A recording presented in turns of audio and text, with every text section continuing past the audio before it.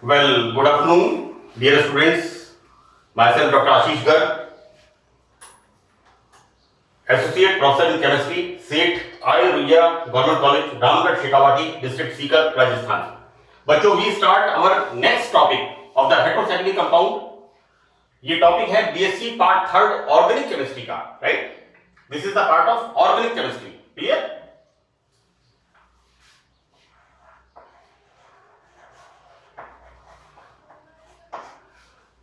हमने रिएक्शंस हमने कंटिन्यू की हुई थी, केमिकल रिएक्शंस, राइट? मैंने रिडक्शन बताया था, एक दो रिएक्शंस और मैंने पार्ट 19 में डिस्कस की थी. Now we start. तीन रिएक्शंस मैंने बताई थी, nitration, sulphonation and halogenation in the part 19th. Now we start our fourth one, electrophilic substitution reaction. ये 19th भाग का पार्ट का हम कंटिन्यू इसको कर रहे हैं. So that electrophilic substitution reaction, यहां पर the name of the reaction is Gattermann reaction. मैं बच्चों आपको एक बात बता दूं कि ये जो रिएक्शंस हैं ये एक तरह से 12th स्टैंडर्ड में एरोमेटिक कंपाउंड का रिपीटिशन है. इसमें कोई नई बात नहीं है. आप अगर 12th स्टैंडर्ड में देखेंगे, benzene, toluene, aniline, nitrobenzene, phenol, benzaldehyde, carboxylic acid, aniline, इन सबकी जो रिएक्शंस हैं उनमें इन सब रिएक्शंस का इन्वॉल्वमेंट है. गटरमान रिएक्शन आपने फिनोल्स में भी पढ़ी है, इसको हम इंडोल में पढ़ रहे हैं, राइट? हमने पिरोल में भी पढ़ा है, हमने थायोफिन में भी पढ़ा है, pyridine में भी पढ़ा है. so that we start now Gutterman reaction. What's going on in the Gutterman reaction? That is what we introduced. This is the formylation process. यहां पर ये जो फॉर्माइल ग्रुप है ये इस पे इंट्रोड्यूस होता है. बच्चों, कल मैंने इलेक्ट्रोफिलिक सब्स्टिट्यूशन रिएक्शन कहां कहां पर होती है, आइदर 2 और 3 और 6 कहां पर है, इस बेंजीन रिंग पर. This is the position, this is the 6th position. यहां पर रिएक्शन होती है, राइट? सबसे ज्यादा प्रॉपर या हम कहें सबसे ज्यादा choice of the reaction electrophile की कहां होती है, एट 3 पोजीशन. क्यों होती है? क्योंकि इसके अंदर मैंने जैसा आपको बताया था कि 3 पोजीशन पर जब इलेक्ट्रोफाइल रिएक्शन करता है तो इस बेंजीन रिंग के 6 पाई इलेक्ट्रॉन भरे रहते हैं और ये क्या करते हैं, डीलोकलाइज करते हैं. सो दैट 3 पोजीशन का जो इलेक्ट्रोफिलिक अटैक होता है वो सबसे ज्यादा स्टेबल होता है. हम उसी बात को यहां पर कैरी कर रहे हैं कि Gattermann reaction is the process formylation, right? So what going on when indole react with dimethyl formamide. मैंने बिल्कुल क्लियर लिखा है यहां पर, दिस इज डाइमिथाइल.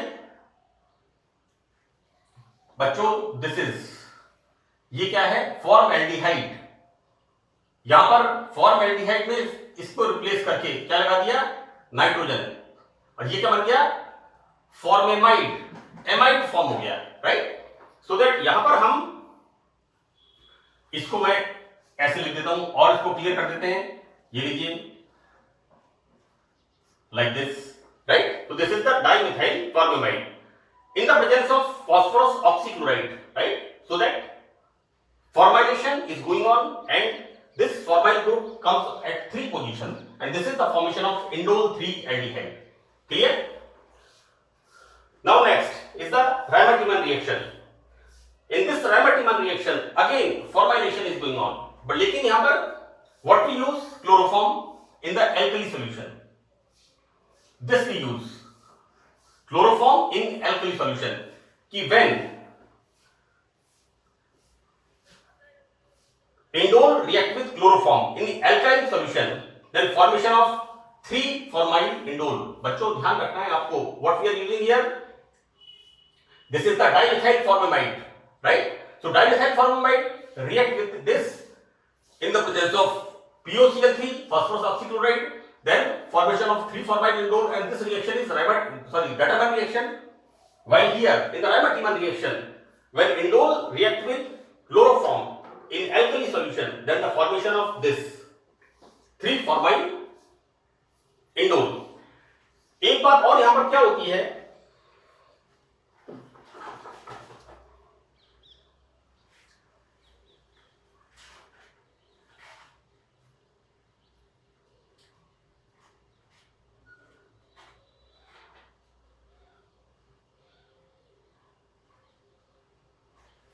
यहां पर एक बात और क्या होती है कि दिस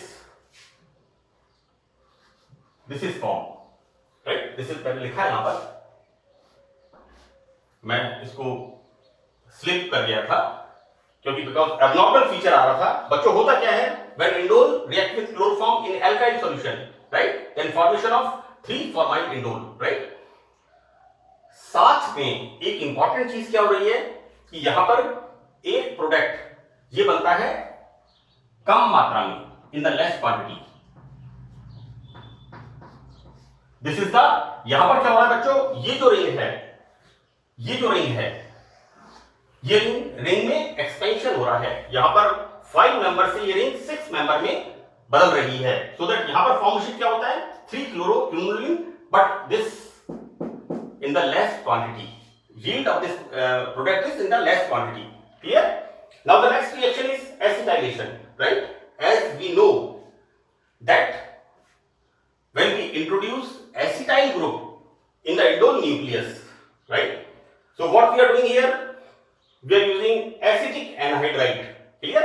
मैं एक बार फिर रिपीट कर दूं, मैंने हर लेक्चर में इसको रिपीट किया है। This is the acetic acid.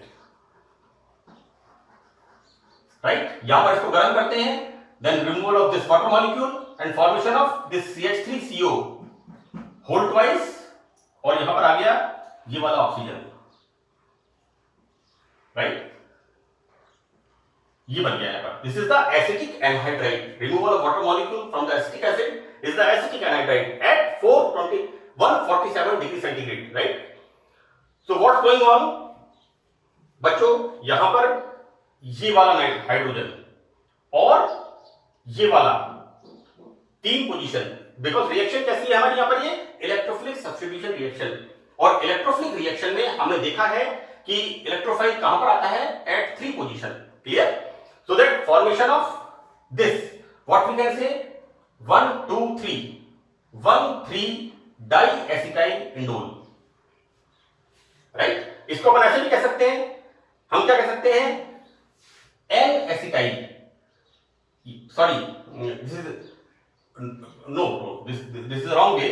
This is the right way is 1,3 diacetyl indole, right?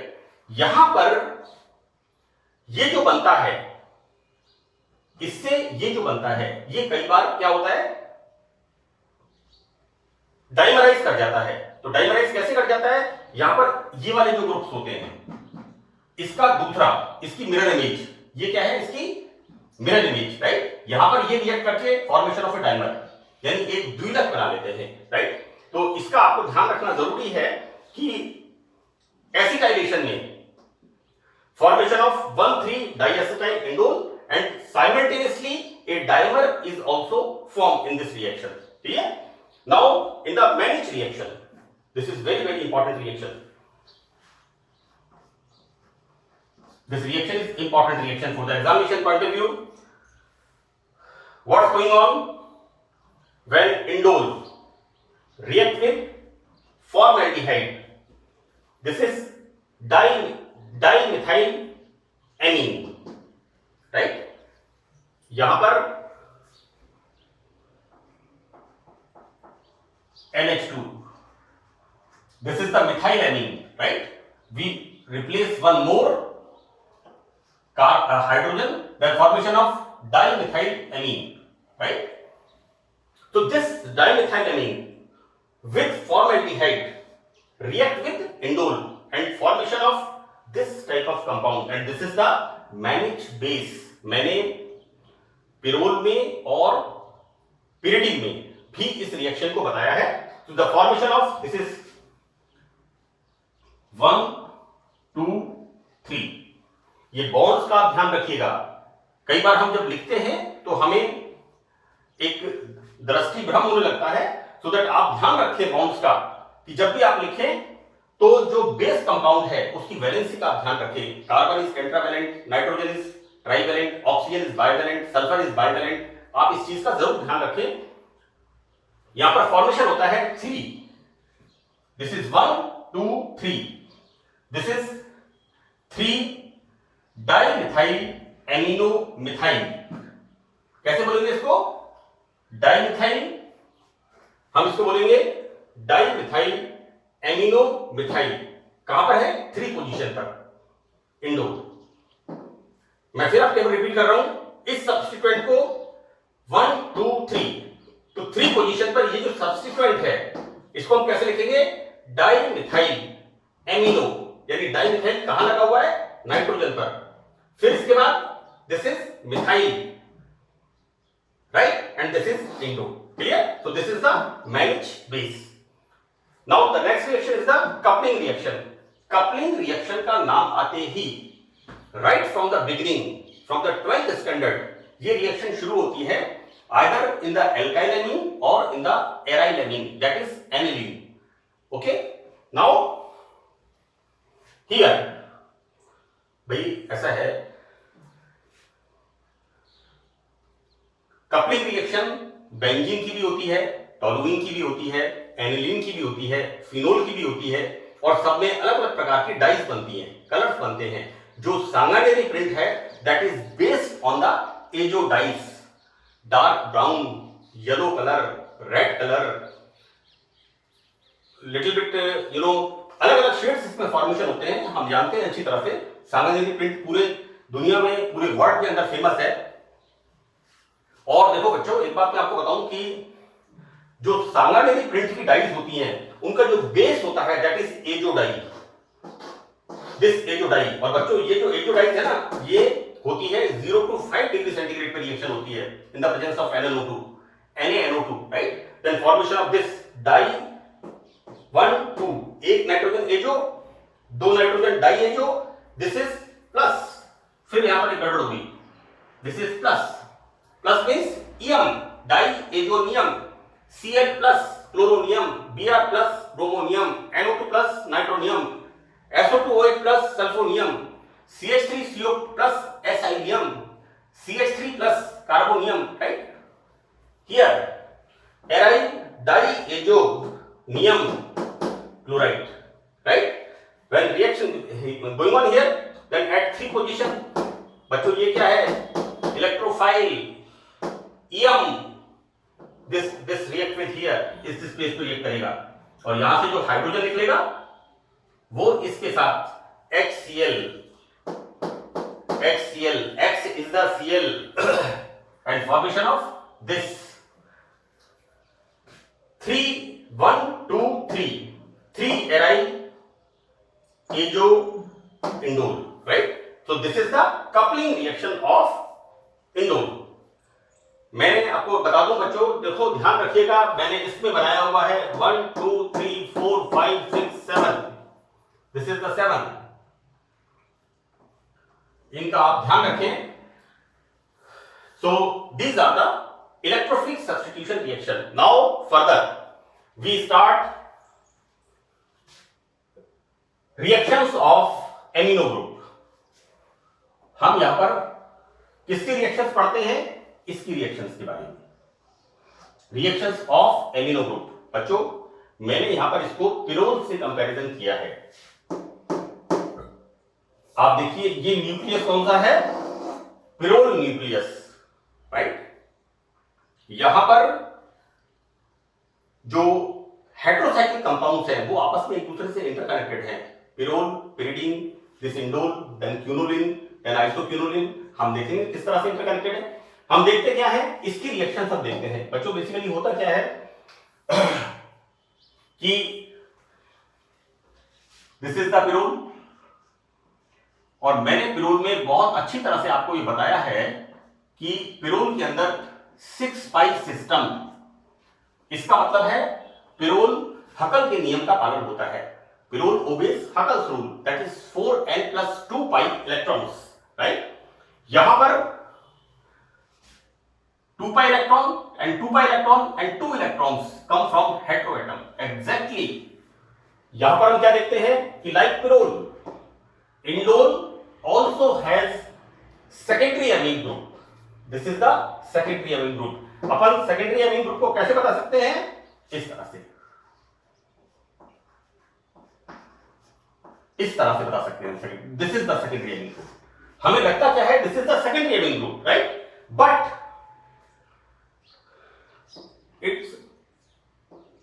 It's not having much basic property. यहां पर इसकी बेसिक प्रॉपर्टी ज्यादा नहीं होती। बेसिक प्रॉपर्टी का मतलब क्या है बच्चों कि बेसिक प्रॉपर्टी का मतलब है कि कोई भी H plus electron deficient species जब नाइट यहां पर आती है तो इसको तुरंत इलेक्ट्रॉन उपलब्ध हो जाए, राइट। लेकिन होता क्या है, इसके ये दोनों इलेक्ट्रॉन्स ये π6 में चले जाते हैं। यहां पर ये इलेक्ट्रॉन्स π6 में चले जाते हैं, राइट।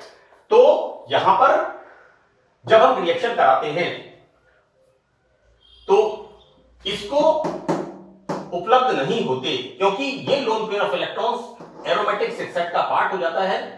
सो दैट मैंने यहां पर लिखा है having not having much basic properties, इसको हम कह सकते हैं हैविंग लेस बेसिसिटी। क्लियर।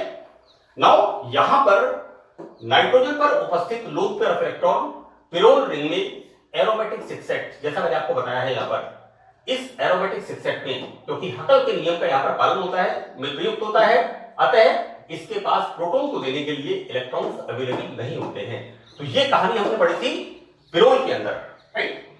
ये कंसेप्ट हमने पढ़ा था पिरोल के अंदर। नाउ यहां पर एक इंपॉर्टेंट चीज ये है कि हम जब इंडोल की रेगुलेटिंग स्ट्रक्चर्स पढ़ते हैं तो इंडोल की रेगुलेटिंग स्ट्रक्चर्स पढ़ते हैं तो हम वहां पर क्या देखते हैं इंडोल के अंदर बच्चों, मैंने 19th पार्ट में बताया है, इसी जगह पर लिखा है 19th पार्ट पर इंडोल की रेगुलेटिंग स्ट्रक्चर्स को, ठीक है। और एक बात मैं आपको और बता दूं कि जो लास्ट की 19वें पार्ट में जो मैंने रेगुलेटिंग स्ट्रक्चर्स लिखी हैं,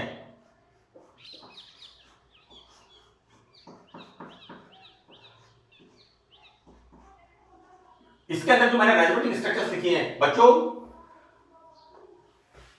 टोटल रेगुलेटिंग स्ट्रक्चर्स में 19th पार्ट में ऐसे 4 टोटल स्ट्रक्चर्स हैं। उनके अंदर जो लास्ट स्ट्रक्चर है ना, उसका मैं यहां पर बॉन्ड मैंने वहां पर मिसप्लेस किया है। इसको आप ध्यान रख के लगा लें यहां पर, क्योंकि मैं आप ऑडियो वीडियो मैंने रिकॉर्ड कर दिया है, मैं नहीं लगा सकता।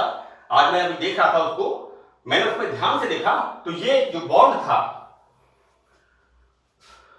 रेगुलेटिंग स्ट्रक्चर्स 1 2 3 4, फोर्थ वन, चौथी रिएक्शन में मैं ये वाला बॉन्ड भूल गया हूं, आप इसको याद करके लगा लें, राइट। एनीवे मैं आपको ये बता रहा था कि यहां पर इंपॉर्टेंट पॉइंट क्या होता है कि इंडोल की जब हम रेगुलेटिंग स्ट्रक्चर्स लिखते हैं तो उसमें क्या होता है, उसमें इंडोल का नाइट्रोजन परमाणु इलेक्ट्रॉन डेफिशिएंट हो जाता है, राइट। अब बच्चों ऐसा है कि ये जो रिंग है, इस रिंग का सबसे पावरफुल एलिमेंट कौन सा है, ये वाला, राइट। जब ये वाला एलिमेंट इलेक्ट्रॉन डेफिशिएंट हो जाता है तो इसके नाइट्रोजन एटम का नेचर कैसा हो जाता है, एसिडिक। ऑब्वियसली क्या होगा, जैसा मैंने रेगुलेटिंग स्ट्रक्चर में बताया है, सेकंड थर्ड फोर्थ में नाइट्रोजन के ऊपर कैसा चार्ज है, पॉजिटिव चार्ज। पॉजिटिव चार्ज का मतलब क्या है, इलेक्ट्रॉन डेफिशिएंट। तो इलेक्ट्रॉन डेफिशिएंट होगा तो क्या होगा, ये तुरंत प्रोटॉन को यहां से रिलीज कर देगा। एंड प्रोटॉन रिलीज होने का मतलब क्या हो गया, एसिडिक नेचर, राइट। तो अब हम शुरू करते हैं NH ग्रुप की प्रमुख अभिक्रियाएं, राइट। तो मैं यहां पर आपको बता रहा था कि किस तरह से हम इंडोल की एमिनो ग्रुप की रिएक्शंस को पढ़ेंगे। और एमिनो ग्रुप में जैसा मैंने आपको बताया, हमको नेचर इसका कैसा लगता है, पिरोल की तरह, क्योंकि सेकेंडरी अमीन की तरह NH ग्रुप होता है। तो इसको मैंने यहां पर 3-4 लाइनों में एक्सप्लेन किया है। हम देखते क्या है कि reaction of indole with Grignard reagent, this is minus plus plus minus. Now what क्या होता है यहां पर बच्चों, फॉर्मेशन ऑफ एल्केन, यहां RH, this is formation of alkene, right. ये एल्केन फॉर्मेशन होता है और यहां पर ये MgX नाइट्रोजन पर आ जाता है। हम किसकी रिएक्शन पढ़ रहे हैं, इस ग्रुप की रिएक्शन, हम इसकी रिएक्शन को पढ़ रहे हैं, right. This is the indole magnesium halide, either chloride और ब्रोमाइड, राइट। नाउ होता यह है कि ये जो बनता है इंडोल इंडोल मैग्नीशियम हैलाइड, इसकी बहुत वास्ट सिंथेटिक यूजेस हैं, इससे अलग अलग प्रकार के कंपाउंड बनते हैं। ये मैंने स्पेशली यहां मेंशन करा है, it has number of synthetic uses. Clear? So this is the first reaction of amino group, here alkylation. So what we are using, this is the sodium salt of indole, right? This is the sodium salt of indole react with alkyl halide, right? So what's going on yahan par, this with this is the minus NaCl, right? And formation of this N-alkyl indole. So that's all about the reactions of indole. And at last we start structure and aromaticity of indole. बच्चों देखो ऐसा है, structure and aromaticity of indole में मैंने आपको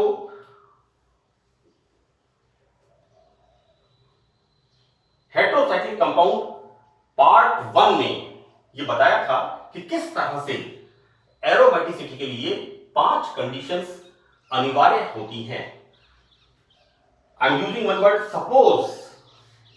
suppose I am a Islamic scholar, then what I did, दिन में 5 बार नमाज पढ़ूंगा, रमजान में रोजे रखूंगा, अपना आय का 5वां हिस्सा में दान करूंगा, मक्का मदीना हज करूंगा। तो these are the 5 condition, one more condition, तो these are the 5 conditions. Clear? मैं अगर उनको करता हूं fulfil, then I am Islam. बेटा मेरा कोई किसी रिलीजन से कोई इसका कंसर्न नहीं है। मैंने जब डाइस पढ़ाया है तो वहां पर मैंने गांधी दर्शन बताया है कि वैष्णव जन तो तेने कहिए, कि किस तरह से क्रोमोफोर जो रंग को धारण करता है, बहुत सारे क्रोमोफोर, क्रोमोजन और वाद्य यंत्र ऑक्सोक्रोम, मैंने कहीं कोई और एग्जांपल दिया है, तो मैं आपको सिर्फ ये बताना चाह रहा हूं यहां पर कि ये 5 कंडीशंस होती हैं एरोमेटिसिटी के लिए। यानी एरोमेटिक क्या है, इज ए कैरेक्टर, कि अगर यहां पर ये 5 कंडीशंस को फुलफिल करता है, then this compound is aromatic. तो the first condition is indole obeys Huckel's rule, right? यहां पर हकल का नियम क्या है, 4n + 2 पाई इलेक्ट्रॉन। तो हम बच्चों क्या देखते हैं कि इस इंडोल में 2 pi, 2 pi, 2 pi, 2 pi and 2 electron comes from heteroatom, 10 pi electrons, right? n बराबर 2, इसका मतलब 10 pi electrons। मतलब कहने का मतलब यहां पर यह है कि इंडोल हकल के नियम का पालन करता है। The second is indole has planar structure, this is the planar structure, right? Now third thing, बच्चों जब भी सवाल पूछेंगे, मैंने पिरोल, फ्यूरिन, थायोफिन सबके अंदर एरोमेटिक प्रॉपर्टी को सिस्टमैटिक डिस्कस किया है और मैंने आपको बताया है कि कहां से किस मैटर को लेना है अगर जरूरत है। Third point is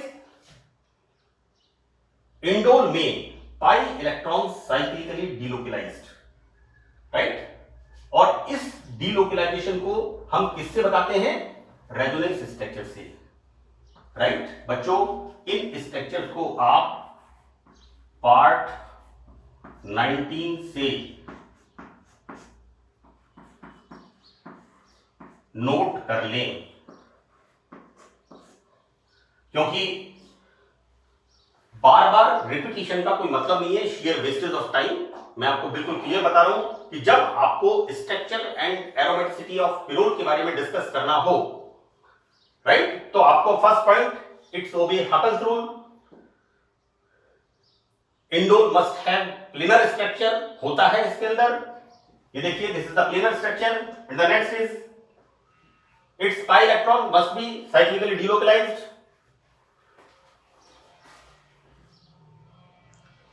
right?